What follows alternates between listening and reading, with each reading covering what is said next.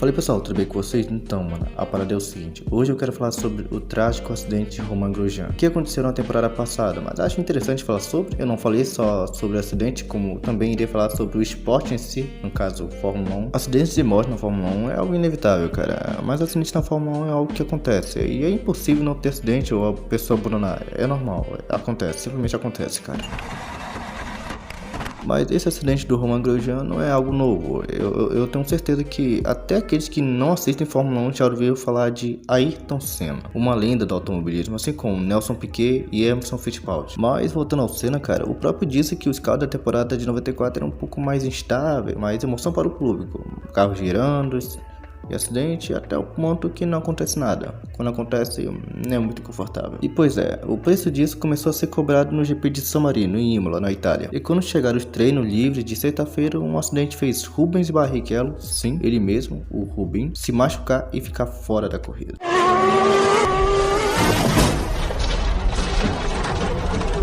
O carro foi virado de forma até grosseira, eu diria, e o Rubinho chegou a falar em uma entrevista que no programa do Danilo que a virada do carro deu mais que a pancada. Claro que saiu tudo bem no final, né? E como o próprio Sid Watkins me falou, eu morri por 6 minutos, né? Eu engoli minha língua na pancada, então 90 Gs.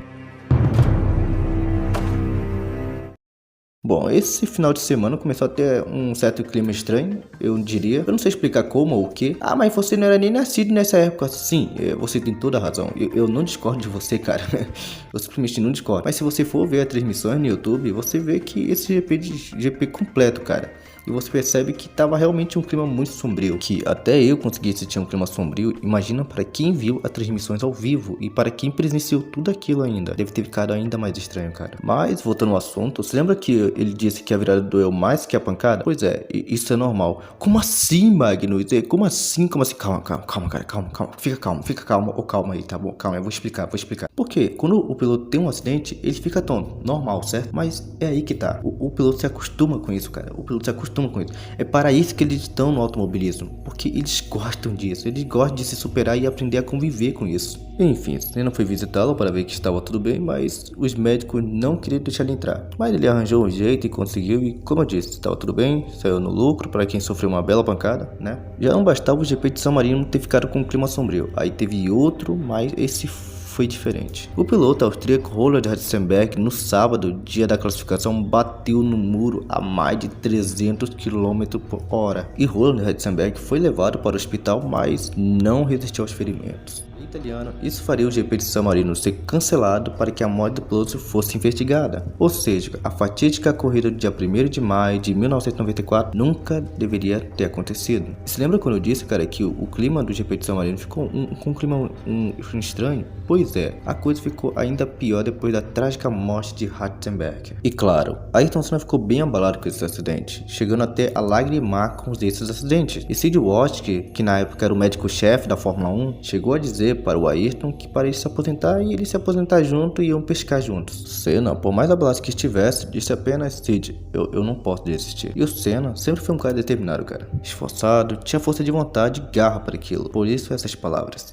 Adriane Galisteu, namorada do Ayrton na época, disse em uma entrevista que ele chegou a ligar para ela como estava se sentindo, e ela chegou a tentar convencê-lo a não ir nessa corrida, mas quando ela disse, parece que ele ouviu: vai, Ayrton, pode ir. Então chegou a fatídica corrida do GP de San Marino, e a pista de Imola tem uma famosa curva que se chama Tamburello, que já foi palco de vários acidentes. Em 87, Piquet já tinha batido ali. Em 89 foi a vez do Gerhard Berger. E essa curva, cara, era de alta velocidade. E como tinha um riacho do lado da curva, a área de escape era bem pequena. E em 94 foi a vez do Ayrton. Senna se preparou para fazer a curva a mais de 300 km por hora. Ele ainda conseguiu reduzir para 200, mas a Williams literalmente ficou só o bagaço. E o Brasil inteiro correu para a frente da TV. Os fiscais foram direto para lá, mas a situação era tão grave que eles não podiam fazer absolutamente nada. E claro, a não ser esperar pela equipe médica. Nesse tempo, Senna deu uma mexida na cabeça e todo mundo respirou aliviado. Hoje se sabe que esse movimento foi causado pelo dano cerebral que ele sofreu no acidente. Agora, como você já tem noção de como foi o GP de San Marino de 1994, mas agora você deve estar se perguntando: sim, Magnus, mas o que isso tem a ver com o assunto do vídeo? Isso tem um bait por acaso? Não, Não é um bait, meu amigo. Esse GP de San Marino de 1994 foi só para lembrar que a Fórmula 1 é um esporte perigoso e isso nunca vai mudar. Até porque os carros correm a mais de 300 km por hora, cara. E que os pilotos gostam disso, tá ligado? Os pilotos gostam disso. Eles gostam de se superar e de certa forma aprende a conviver com isso. Com medo, ó, e dar um drible na morte.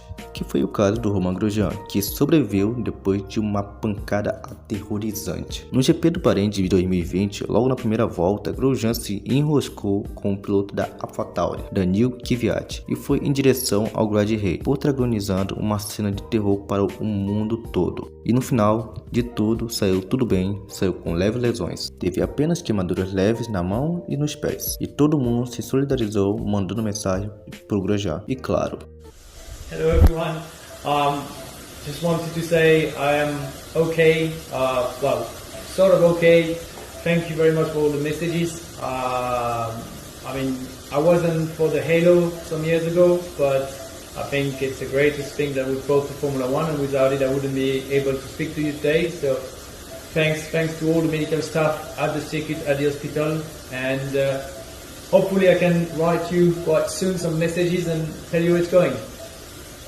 Mas a pergunta é, como ele sobreviveu dada a dimensão da batida? Bom, vamos analisar os fatos. Grosjean, larga de penúltimo, conseguiu a 17ª nos primeiros colocados, mas à frente havia vários carros emparelhados. Ele dá uma grande busca na tentativa de encontrar espaço, o fazendo se enroscar com Kvyat, indo em direção ao guarda-rei a 211 km por hora e provoca uma deceleração de 53G. O ponto da pista do acidente de Grosjean. Tudo aconteceu na saída da curva 3, na parte interna da pista, que não é um local nada comum para batidas. Por isso não havia barreira de pneus ou um soft wall, que são consideradas mais seguras para a batida dessa dimensão. E várias outras coisas foram fundamentais para proteger o Grosjean. O halo fez um papel fundamental para proteger a cabeça do Grosjean. Os equipamentos também fizeram seu papel e principalmente de forma rápida salvar o Grosjean. Cara, simplesmente parabéns aos médicos que salvaram e ajudaram o Grosjean. Uma atitude digna de ser reconhecida. Isso aconteceu na temporada de 2020, mas achei interessante falar sobre, por mais que eu goste muito de automobilismo, isso é algo que nenhum fã de automobilismo pode evitar. Apesar de tudo, esse é o esporte, a verdade dói, mas não podemos evitar essa tragédia, que o esporte ele é perigoso, cara, e isso nunca vai mudar. Uma curiosidade, cara,